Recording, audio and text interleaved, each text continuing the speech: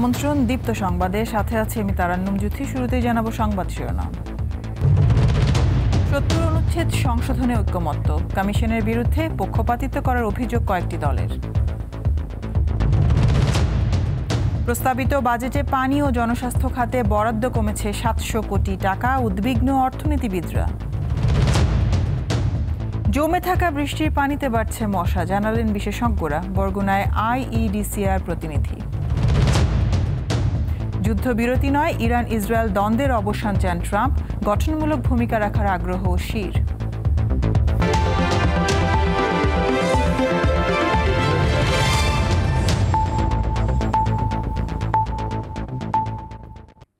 জাতীয় ঐক্যমত্য কমিশনের সাথে দ্বিতীয় ধাপের আলোচনা সংবিধানের ৭০ অনুচ্ছেদ সংশোধনে ঐক্যমত্যে পৌঁছেছে রাজনৈতিক দলগুলো।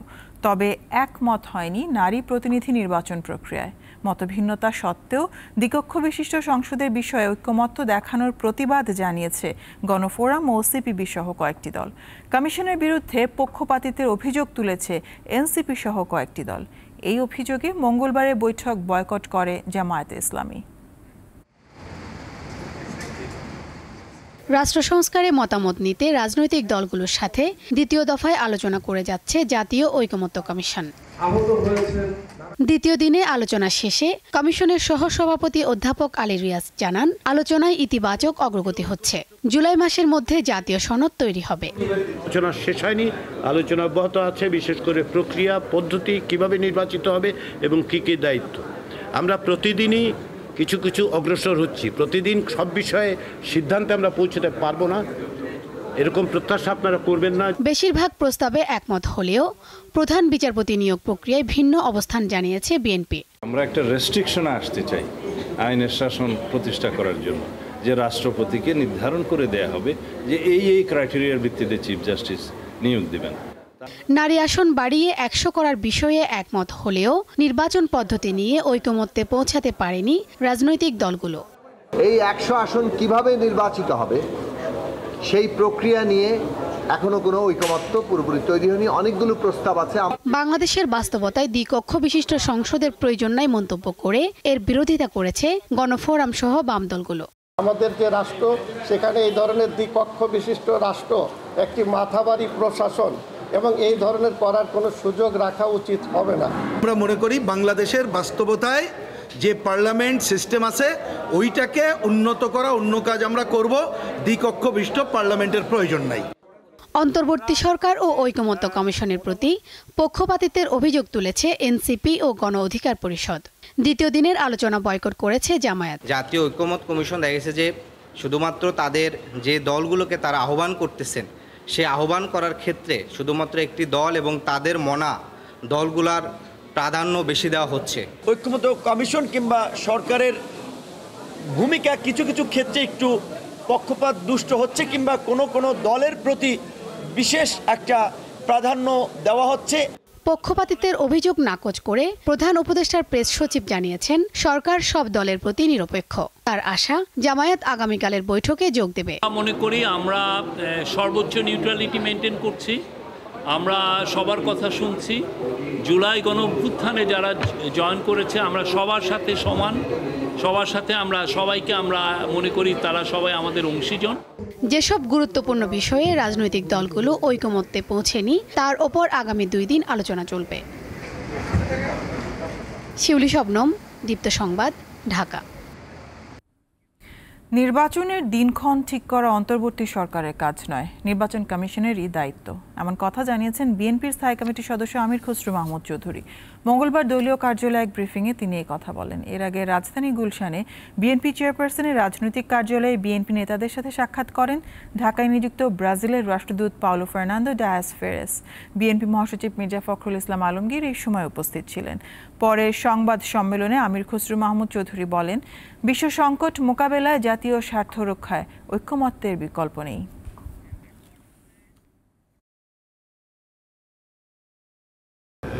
লন্ডনে যে বৈঠক হয়েছে এটা আমার মনে হয় জাতির জন্য একটা বড় ধরনের একটা ইতিবাচক ঘটনা ঘটেছে। আমরা ওইটাকে সেইভাবেই দেখি। আমরা এর মধ্যে কোনো ধরনের প্রশ্নবিদ্ধ করে আমাদের ভবিষ্যৎ সামনে দিকে চলার পথটাকে বিঘ্নিত করা ঠিক হবে না। আমি তো মনে করি খুবই সুস্থ একটা বিবেচনা প্রসূত আলাপ আলোচনা হয়েছে, কথাবার্তা হয়েছে, সিদ্ধান্ত হয়েছে। আমরা একটু ধৈর্য সহকারে এগোতে থাকি। আমি মনে করি সব কিছু সমাধান আগামী দিনে হবে এবং সময় মতো দেশে নির্বাচন হবে। ঢাকায় পুনরায় ভিসা কার্যক্রম চালু করায় অস্ট্রেলিয়াকে ধন্যবাদ জানিয়েছেন প্রধান উপদেষ্টা ডক্টর মোহাম্মদ ইউনূস। মঙ্গলবার রাষ্ট্রীয় অতিথি ভবন যমুনায় ঢাকায় নবনিযুক্ত অস্ট্রেলিয়ার হাই কমিশনার সুশেন রায়েল দেখা করতে গেলে তিনি এই ধন্যবাদ জানান। সুশেন রায়েল প্রধান উপদেষ্টাকে অবহিত করেন ভিসার আবেদন এখন অনলাইনেই জমা দেওয়া যাবে। বর্তমানে অস্ট্রেলিয়ায় 65,000-এর বেশি বাংলাদেশি বসবাস করছেন, এর বাইরে 14,000 শিক্ষার্থী রয়েছেন। সাক্ষাতে তারা অন্তর্বর্তী সরকারের চলমান সংস্কার প্রচেষ্টা, নির্বাচন প্রস্তুতি, দ্বিপাক্ষিক বাণিজ্য সম্প্রসারণ এবং রোহিঙ্গা সংকট নিয়ে আলোচনা করেন।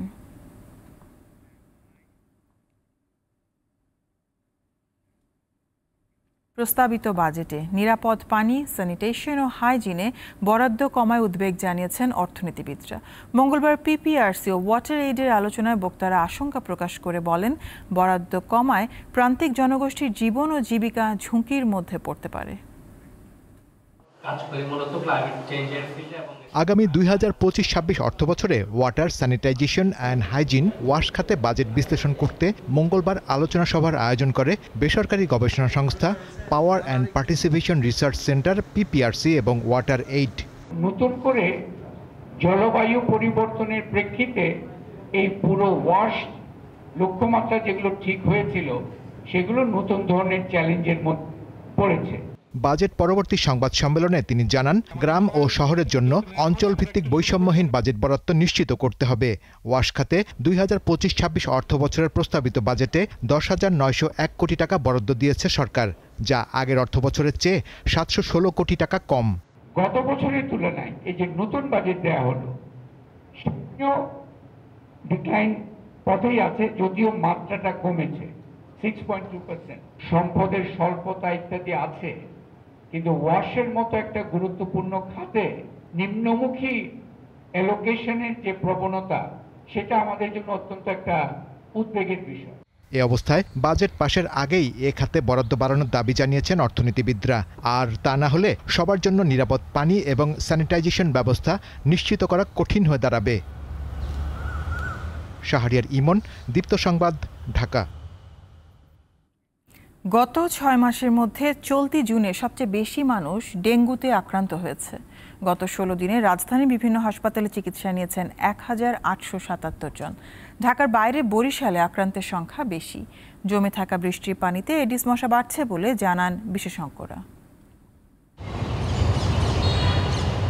কয়েকদিন ধরে সারা দেশে বৃষ্টিপাত হওয়ায় বিভিন্ন জায়গায় পানি জমে আছে। আবার বাসাবাড়ি সহ নির্মাণাধীন ভবনেও পানি জমছে, ফলে বাড়ছে মশার উপদ্রব। এর মধ্যে এডিস মশা আতঙ্কের কারণ হয়ে দাঁড়িয়েছে।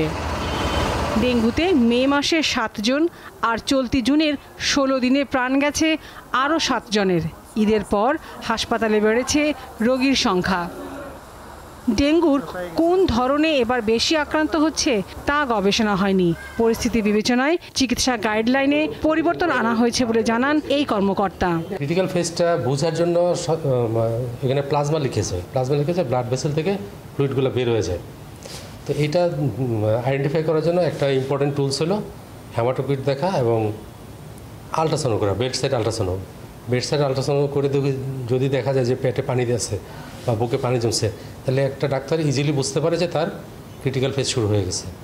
এবং কোন জায়গায় আল্ট্রাসাউন্ড করলে, কোন জায়গায় ফ্লুইড পেলে বুঝবে যে কত ঘন্টা হয়েছে ক্রিটিক্যাল ফেজের, সেটা এই গাইডলাইনে আছে। ঢাকার পর বরিশাল বিভাগে সবচেয়ে বেশি ডেঙ্গুতে আক্রান্ত হচ্ছে, কিন্তু কেন? বরগুনা কোস্টাল এরিয়া হওয়ার কারণে, পানি লবণাক্ত হওয়ার কারণে মানুষ, সাধারণ জনগণ বিভিন্ন জায়গাতে তারা বৃষ্টির পানি জমিয়ে রাখে। আমরা যখন নাগরিকদের জিজ্ঞেস করি যে আপনি যে পানিটি রেখেছেন সেই পানিটিতে এখানে এডিস মশা হয়েছে, আমরা এডিস মশার লার্ভা দেখিয়েছি, সেখানে তারা দেখে বলছে যে এগুলো এডিস মশার লার্ভা না, এগুলো হচ্ছে পানির ফোক। জ্বর, শ্বাসকষ্ট ও তীব্র মাথা ব্যথা হলে দ্রুত চিকিৎসকের কাছে যাওয়ার পরামর্শ দিচ্ছেন বিশেষজ্ঞরা। লাবণী গুহ, দীপ্ত সংবাদ, ঢাকা। ডেঙ্গুতে বরগুনায় আরও 2 জন মারা গেছে। এতে চলতি বছর জেলায় ডেঙ্গুতে মৃতের সংখ্যা বেড়ে হয়েছে 19 জন। স্বাস্থ্য বিভাগ বরগুনাকে ডেঙ্গুর হটস্পট ঘোষণা করায় মঙ্গলবার সেখানে যায় আইইডিসিআর এর 6 সদস্যের প্রতিনিধি দল। উপকূলীয় জেলা বরগুনায় মঙ্গলবার সকাল 8টা পর্যন্ত আগের 24 ঘন্টায় ডেঙ্গুতে মারা গেছেন 2 জন।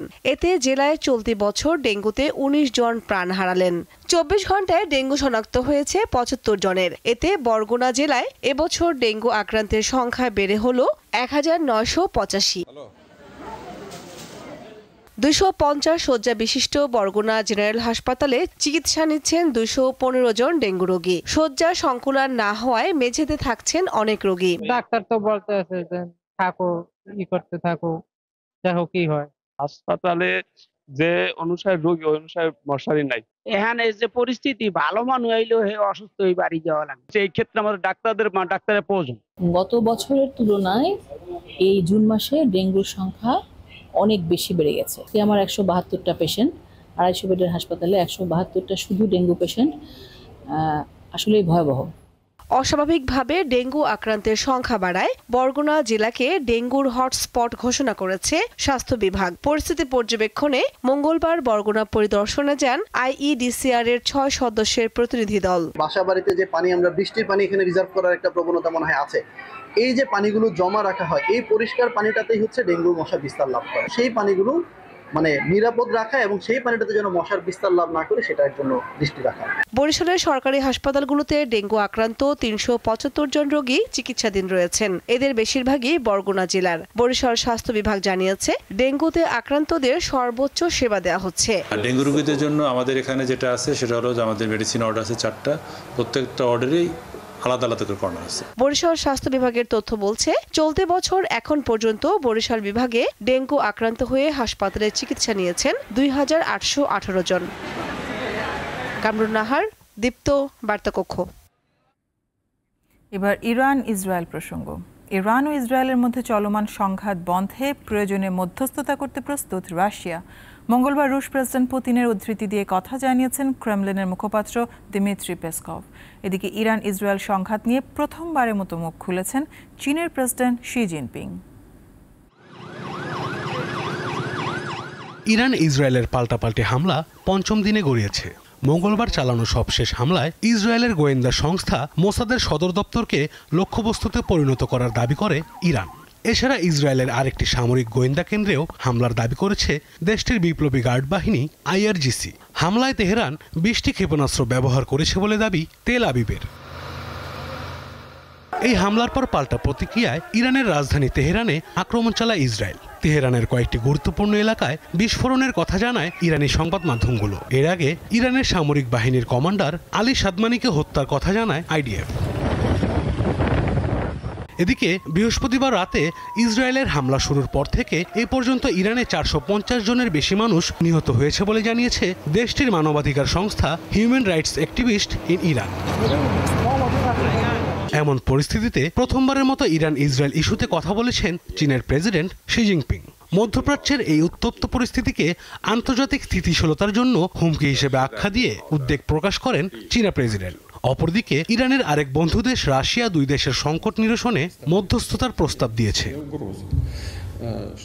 যুদ্ধবিরতির চেয়ে ইরান ইসরায়েল সংঘাতের সত্যিকারের অবসান চান মার্কিন প্রেসিডেন্ট ডোনাল্ড ট্রাম্প। সেই লক্ষ্যে আলোচনার জন্য ইরানের প্রতিনিধি পাঠাতে পারেন তিনি। এর আগে তেহরান তেল আবিব সংঘাত ইস্যুতে ইসরায়েলকে পূর্ণ সমর্থন দেন বিশ্বের উন্নত 7 দেশের জোট G7-এর নেতারা। কানাডায় চলমান সম্মেলনে ইসরায়েলের আত্মরক্ষার অধিকার রয়েছে বলে মত দেন তারা। আশরাফ শুভ, দীপ্ত, বার্তাকক্ষ।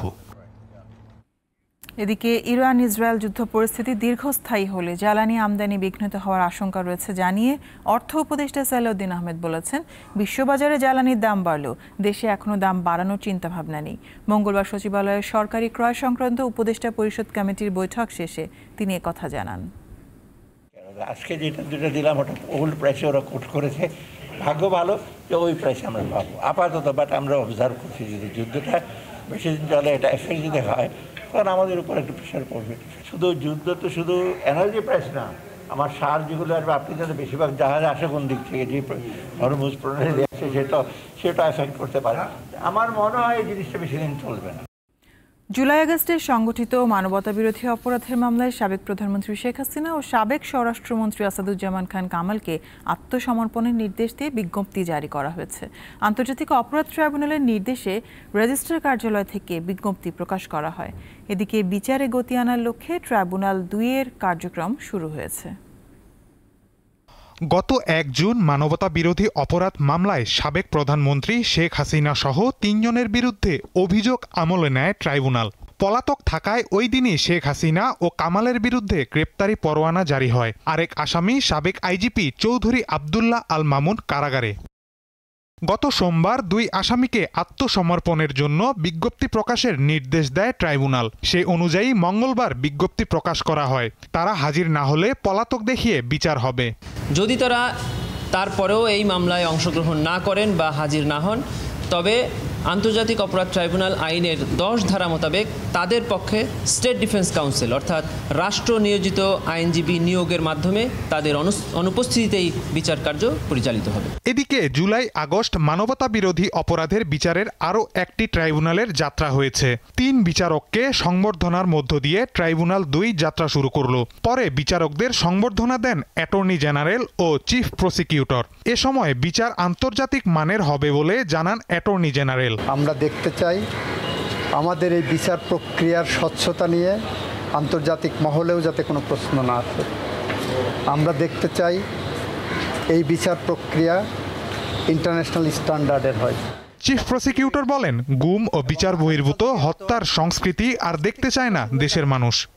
এই যে কালচারে পরিণত করা হয়েছিল বাংলাদেশে গুমকে, রাজনৈতিকভাবে ক্ষমতায় টিকে থাকার স্বার্থে রাজনৈতিক প্রতিপক্ষ অথবা অন্য কোনো অরাজনৈতিক প্রতিপক্ষ যারা তাদের ক্ষমতার জন্য চ্যালেঞ্জ হয়ে উঠতে পারে, এই কালচার থেকে বাংলাদেশকে বের করে আনতে হবে। যে বের করে আনার কাজটা প্রাথমিকভাবে করেছে জুলাই বিপ্লব। সেই ছাত্রদের সেই আত্মত্যাগের বিনিময়ে জুলাই বিপ্লবের মাধ্যমে বাংলাদেশ এই অন্ধকার সময় থেকে বেরিয়ে এসেছে। গত বছরের জুলাই আগস্টে ছাত্র জনতার আন্দোলন ঠেকাতে পুলিশের গুলিতে অসংখ্য হতাহতের ঘটনা ঘটে। পট পরিবর্তনের পর মানবতা বিরোধী অপরাধের অভিযোগে মামলা হয় আন্তর্জাতিক অপরাধ ট্রাইব্যুনালে। মাহিদুর রহমান, দীপ্ত সংবাদ, ঢাকা। মৌসুমী বায়ুর প্রভাবে রাজধানী ঢাকাসহ দেশের বিভিন্ন স্থানে দিনভর বৃষ্টি হয়েছে। ভারী বৃষ্টিতে ভেসে গেছে খুলনা নগরীসহ জেলার নিম্নাঞ্চল। গত রাত থেকে 83 মিলিমিটার বৃষ্টিপাত রেকর্ড করেছে আবহাওয়া অফিস। ভারী বৃষ্টিপাতের কারণে পানি দ্রুত সরে না যাওয়ায় নগরীর রয়্যাল মোড়, শান্তিধাম মোড়, পিটিআই মোড়, বাইতিপাড়া, মিয়াপাড়া, মৌলভীপাড়া, রূপসা এলাকা সহ বেশিরভাগ এলাকা পানির নিচে তলিয়ে যায়। বেশিরভাগ বাড়ির নিচতলায় পানি ওঠে। এতে চরম বিপাকে পড়েন সাধারণ মানুষ। সিটি কর্পোরেশনের ড্রেনেজ ব্যবস্থার উন্নয়ন কাজের ধীর গতির কারণেই বৃষ্টির পানি দ্রুত অপসারণ সম্ভব হচ্ছে না। এটাই জলাবদ্ধতার মূল কারণ বলে মনে করছে নগরবাসী।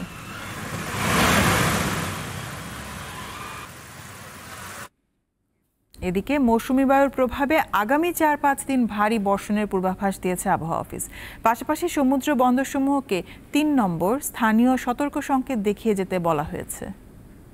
দেশের দক্ষিণ পশ্চিমাঞ্চলে লঘুচাপ তৈরি হয়েছে।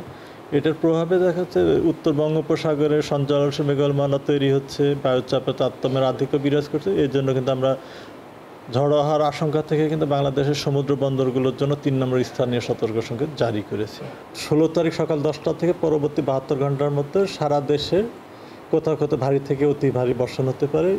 এছাড়া চট্টগ্রাম বিভাগের পাহাড়ি এলাকার কোথাও কোথাও ভূমিধসের সম্ভাবনা রয়েছে। সরকারি চাকরি অধ্যাদেশ 2025 বাতিলের দাবিতে মঙ্গলবারও আন্দোলন করেছেন সচিবালয়ের কর্মচারীরা। মঙ্গলবার বেলা 11টার পর সচিবালয় মন্ত্রিপরিষদ বিভাগের নতুন ভবনের নিচে কর্মচারীরা সমবেত হয়ে বিক্ষোভ মিছিল শুরু করেন। সচিবালয়ের সংগঠনগুলোর সমন্বয়ে গঠন করা বাংলাদেশ সচিবালয় কর্মকর্তা কর্মচারী ঐক্য ফোরামের নেতৃত্বেই এই আন্দোলন হচ্ছে। বিক্ষোভ সমাবেশে ঐক্য ফোরামের কো চেয়ারম্যান বদিউল কবির ও নুরুল ইসলাম, কো মহাসচিব নজরুল ইসলাম সহ অন্যান্য নেতারা উপস্থিত ছিলেন। বিক্ষোভ মিছিল ও সমাবেশে কর্মচারীরা সরকারি চাকরি অধ্যাদেশের খসড়া বাতিলের দাবি জানান। নতুন অধ্যাদেশ অনুযায়ী 4 ধরনের শৃঙ্খলা ভঙ্গের অপরাধের জন্য বিভাগীয় মামলা ছাড়াই শুধুমাত্র কারণ দর্শানোর নোটিশ দিয়ে চাকরিচ্যুত করা যাবে। নৈতিক স্থলনের অভিযোগ ওঠায় এনসিপির যুগ্ম আহ্বায়ক সারোয়ার তুষারকে কারণ দর্শানোর নোটিশ দিয়েছে জাতীয় নাগরিক পার্টি এনসিপি। মঙ্গলবার দেয়া নোটিশে কেন তার বিরুদ্ধে সাংগঠনিক ব্যবস্থা গ্রহণ করা হবে না তার লিখিত ব্যাখ্যা আগামী 5 দিনের মধ্যেই তদন্ত কমিটি বরাবর পাঠানোর নির্দেশনা দেয়া হয়েছে। নোটিশে অনুযায়ী বিষয়টি নিষ্পত্তি হওয়ার পূর্ব পর্যন্ত সারোয়ার তুষারকে দলের সকল সাংগঠনিক কার্যক্রম থেকে বিরত থাকার নির্দেশ দেওয়া হয়েছে। অভিযোগের বিষয়ে সুনির্দিষ্ট অবস্থান ও ব্যাখ্যা জানতে চাওয়া হয়েছে। এনসিপির যুগ্ম আহ্বায়ক সারোয়ার তুষারের বিরুদ্ধে দলের এক নেত্রীকে কুপ্রস্তাব দেওয়ার অভিযোগ উঠেছে। এ বিষয়ে লিখিত ব্যাখ্যা দিবেন বলে জানিয়েছেন তুষার। আন্তর্জাতিক প্রসঙ্গ। অবরুদ্ধ গাজায় ত্রাণ নিতে যাওয়া অসহায় ফিলিস্তিনিদের উপর আবারও হামলা চালিয়েছে ইসরায়েল। মঙ্গলবার খান ইউনিসে ত্রাণের জন্য অপেক্ষায় থাকা ফিলিস্তিনিদের ওপর ইসরায়েলি ট্যাঙ্কের গোলা বর্ষণে শিশুসহ অন্তত 51 জন নিহত হয়েছে, আহত হয়েছে প্রায় 200 জন। এদের মধ্যে 20 জনের অবস্থা গুরুতর। যুক্তরাষ্ট্র সমর্থিত GHF এর ত্রাণ কেন্দ্রে প্রায় প্রতিদিনই হামলা চালিয়ে বেসামরিক ফিলিস্তিনিদের হত্যা করছে ইসরায়েলি সেনারা। GHF এর ত্রাণ বিতরণ ব্যবস্থাকে অপর্যাপ্ত, বিপজ্জনক ও মানবিক নিরপেক্ষতার নীতিমালা লঙ্ঘন বলে অভিহিত করেছে জাতিসংঘ। যুক্তরাজ্য থেকে আমদানি করা কিছু পণ্যের উপর শুল্ক কমানোর একটি চুক্তিতে স্বাক্ষর করেছেন মার্কিন প্রেসিডেন্ট ডোনাল্ড ট্রাম্প। কানাডায় অনুষ্ঠিত G7 সম্মেলনের ফাঁকে ট্রাম্প ও ব্রিটিশ প্রধানমন্ত্রী কিয়ার স্টারমার এই চুক্তি ঘোষণা করেন। এতে যুক্তরাজ্য থেকে গাড়ি আমদানিতে আরোপিত শুল্ক 25% থেকে কমিয়ে 10% আনা হয়েছে। শুল্ক তুলে নেওয়া হয়েছে যুক্তরাজ্যের অ্যারোস্পেস খাতে, তবে স্টিল ও অ্যালুমিনিয়াম ইস্যু এখনও অমীমাংসিত। পাশাপাশি ওষুধ শিল্প সহ আরও কিছু গুরুত্বপূর্ণ খাতের কথা এই চুক্তিতে উল্লেখ করা হয়। এই চুক্তিকে দুই দেশের জন্য শক্তির বার্তা হিসেবে আখ্যা দিয়েছেন ব্রিটিশ প্রধানমন্ত্রী কিয়ার স্টারমার। আগামী 19 জুন শুরু হবে বিগ ব্যাশের প্লেয়ার্স ড্রাফট অনুষ্ঠান। আসন্ন মৌসুমের ড্রাফটে 11 জন বাংলাদেশি ক্রিকেটারের নাম উঠেছে। এই 11 জনের মধ্যে 10 জনই এর আগে কখনো BBL এ খেলার সুযোগ পাননি। একমাত্র ব্যতিক্রম লেগ স্পিনার রিশাদ হোসেন, যিনি গত মৌসুমে হোবার্ট হারিকেন্সের সুযোগ পেলেও বাংলাদেশ প্রিমিয়ার লিগের কারণে খেলতে পারেননি। ড্রাফটে নাম থাকা বাকি বাংলাদেশি ক্রিকেটাররা হলেন শেখ মেহেদী হাসান মিরাজ, তানজিম সাকিব, তানজিদ তামিম, শামীম হোসেন, তাওহিদ হৃদয়, তাইজুল ইসলাম, হাসান মাহমুদ, মুস্তাফিজুর রহমান এবং সৌম্য সরকার। এশিয়া কাপ আর্চারি দ্বিতীয় লেগে পুরুষদের রিকার্ভ ব্যক্তিগত ইভেন্টের ফাইনালে উঠেছেন বাংলাদেশের আব্দুর রহমান আলিফ। সিঙ্গাপুরে আয়োজিত এই টুর্নামেন্টের সেমিফাইনালে চাইনিজ তাইপের চেন পি নানকে 3-2 সেটে হারান 19 বছর বয়সী বাংলাদেশি এই আর্চার। প্রথম সেট তিনি জয় পান 26-25 পয়েন্টে। পরের 2 সেটে হেরে যান আলিফ। সেখান থেকে প্রত্যাবর্তনের দারুণ গল্প লিখে চতুর্থ সেটে 29-25 ব্যবধানে সমতায় ফেরেন তিনি। পঞ্চম ও শেষ সেটে প্রতিপক্ষকে 28-27 পয়েন্টে হারিয়ে ফাইনাল নিশ্চিত করেন এই আর্চার। শুক্রবার স্বর্ণপদকের লড়াইয়ে জাপানের গাকুতো মিয়াটার মুখোমুখি হবেন আলিফ।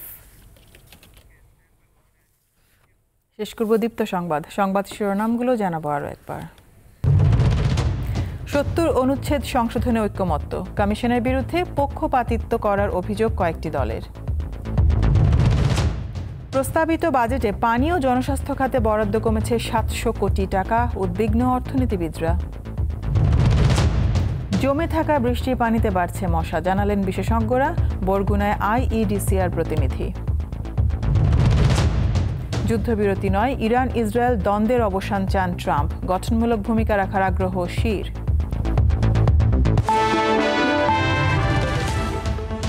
এ ছিল এখনকার মতন। আমি তারান্নম জুথি বিদায় নিচ্ছি। দর্শক আরও তথ্য বিনোদনের সংবাদ জানতে যুক্ত থাকুন দীপ্ত টিভি ডিজিটাল প্ল্যাটফর্মগুলোতে।